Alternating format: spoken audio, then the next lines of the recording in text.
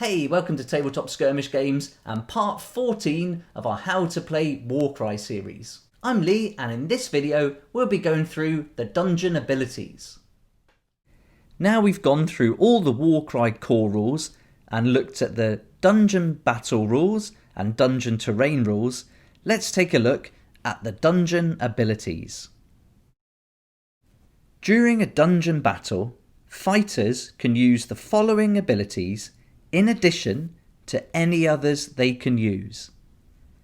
There are 3 universal abilities and 3 faction-specific abilities included in the Warcry Catacombs book.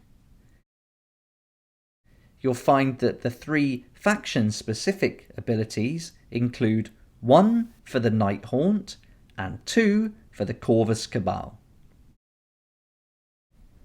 The universal dungeon abilities can be used in addition to the universal abilities we went through in the core rules in part 2 of our How to Play Warcry series. Let's take a look at these universal dungeon abilities one at a time. The first is a double called Lurk in the Shadows.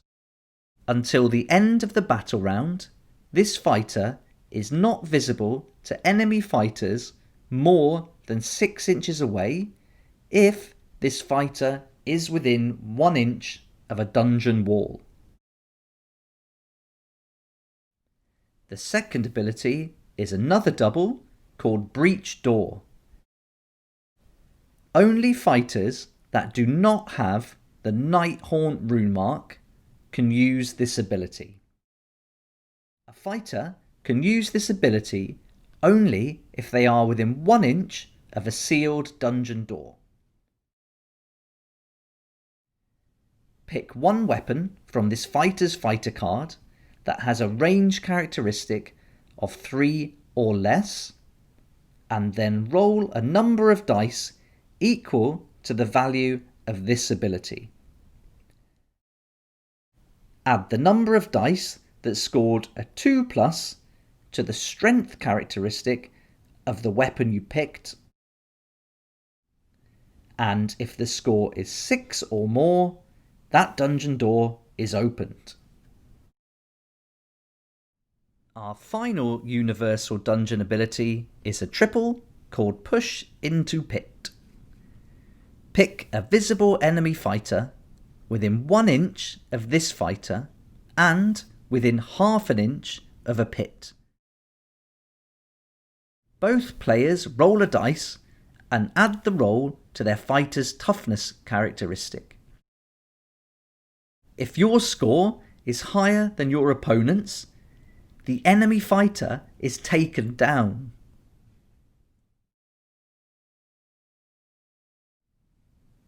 That's the universal dungeon abilities, and for the faction dungeon abilities, I won't go through those here in this video, but you can find them in the Warcry Catacombs book on page 31.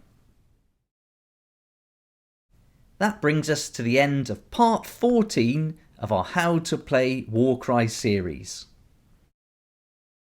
This series has gone through all the rules you need to play Warcry and Catacombs. But these are just the core rules, and there's so much more to come.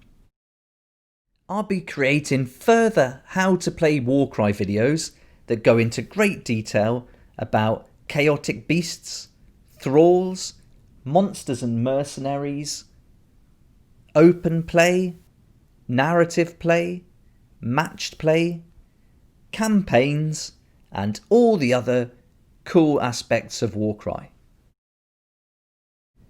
You'll also be able to find on my channel regular weekly battle reports so you can see all these rules in action and get a good look at all the different warbands. So look out for those battle reports, and I can't wait to see you there. I hope you found this video helpful. Please join in and comment below with any thoughts or additions you'd like to make. It'd be great to hear from you. And I'll also put links in the description below to every video in the series.